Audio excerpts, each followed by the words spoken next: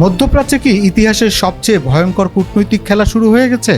যে কূটনীতি ঘিরে ওয়াশিংটনে শুরু হয়েছে বিস্ফোরণ, সেটিকেই এখন রিপাবলিকান সিনেটররা বলছেন ইসরায়েলের ভবিষ্যতের জন্য সরাসরি হুমকি।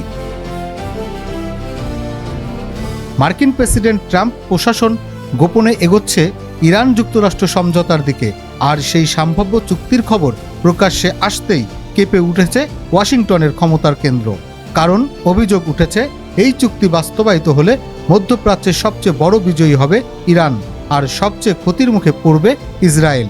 সূত্র বলছে, আলোচনার কেন্দ্রে রয়েছে যুদ্ধবিরতি, নিষেধাজ্ঞা শিথিলকরণ এবং কৌশলগত হরমুজ প্রণালী খুলে দেওয়ার পরিকল্পনা, যে হরমুজ প্রণালী দিয়ে বিশ্বের জ্বালানি অর্থনীতির বিশাল অংশ নিয়ন্ত্রিত হয়। বিশ্লেষকদের ভাষায় হরমুজ মানেই শক্তি, অর্থনীতি এবং বৈশ্বিক নিয়ন্ত্রণ। আর যদি সেই জলপথে ইরান তার প্রভাব অক্ষুণ্ণ রেখেই আন্তর্জাতিক সমঝোতার অংশ হয়ে যায়, তাহলে পুরো মধ্যপ্রাচ্যের ক্ষমতার মানচিত্র বদলে যেতে পারে।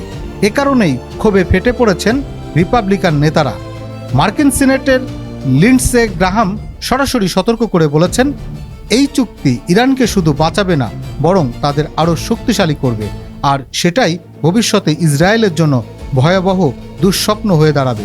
তার অভিযোগ, ইরান যদি আবার অর্থনৈতিক শক্তি ফিরে পায়, তেল বাণিজ্য স্বাভাবিক হয় এবং সামরিক সক্ষমতা বজায় থাকে, তাহলে মধ্যপ্রাচ্যের তেহরানের আধিপত্য ঠেকানো প্রায় অসম্ভব হয়ে পড়বে। আরও বিস্ফোরক অভিযোগ এসেছে সিনেটর টেড ক্রুজের কাছ থেকে।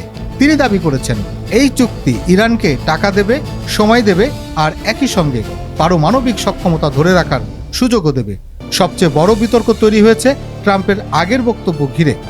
কারণ এর আগে বহুবার ট্রাম্প বলেছিলেন, ইরানকে কখনোই পারমাণবিক অস্ত্রের কাছাকাছি যেতে দেওয়া হবে না। কিন্তু বর্তমান আলোচনায় 60% সমৃদ্ধ ইউরেনিয়াম কর্মসূচি বন্ধের বিষয়টি স্পষ্টভাবে না থাকায় এখন প্রশ্ন উঠছে, তাহলে কি ট্রাম্প প্রশাসন নিজের অবস্থান থেকে সরে আসছে? এদিকে সাবেক মার্কিন পররাষ্ট্রমন্ত্রী মাইক পম্পেও এই আলোচনাকে 2015 সালের ব্যর্থ ইরান চুক্তির নতুন সংস্করণ বলে আখ্যা দিয়েছেন। তার ভাষায়, যে ইরানকে থামানোর কথা ছিল, সেই ইরানকেই আবার শক্তিশালী করা হচ্ছে। ওয়াশিংটনের ভেতর এখন স্পষ্ট বিভক্তি। এক পক্ষ বলছে যুদ্ধ ঠেকাতে সমঝোতা দরকার, অন্য পক্ষের দাবি এই চুক্তি আসলে যুদ্ধ থামাবে না, বরং ভবিষ্যতে আরও বড় সংঘাতের বীজ বপন করবে। কারণ মধ্যপ্রাচ্যের বাস্তবতা খুবই নির্মম। এখানে কূটনীতি মানেই ক্ষমতার খেলা, এখানে প্রতিটি চুক্তির আড়ালে থাকে সামরিক হিসাব, এখানে শান্তির ঘোষণাও কখনো কখনো পরবর্তী যুদ্ধের প্রস্তুতি হয়ে দাঁড়ায়। আর এখন সবচেয়ে বড় প্রশ্ন, ওয়াশিংটন কি সত্যি শান্তি চায়, নাকি নতুন কৌশলে মধ্যপ্রাচ্যের ক্ষমতার ভারসাম্য পুনর্গঠন করা হচ্ছে? কারণ এই চুক্তি যদি বাস্তব হয়, তাহলে শুধু ইরান নয়, পুরো মধ্যপ্রাচ্যের ভূ রাজনীতি নতুন করে বিস্ফোরিত হতে পারে। Desk report, infinity Bangla.